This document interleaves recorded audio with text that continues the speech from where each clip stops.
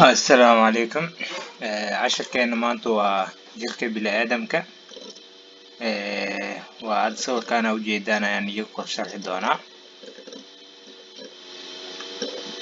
Search tin waa timo, search goose waa il indhaha, clock dhago, clock dheg mise dhago, brown sanka, dudaag bishimo, booyun qoorta mise dhuunta, booyun, parmark waa faraha, parmark, bash waxaa la isku dhahaa madaxa qaybta kor oo dhan, bash waa madax dhuunta ka bilaabato ilaa madax oo dhan, call waa gacan,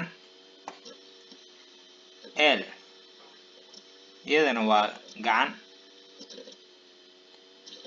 bajak waa lug, bajak, this waa jilib, ayak iyadana waa lug laakiin calaacasha lugta halahan waxaa la isku dhahaa bajak, qaybtan hoose oo calaacashana waxaa la dhahaa ayak.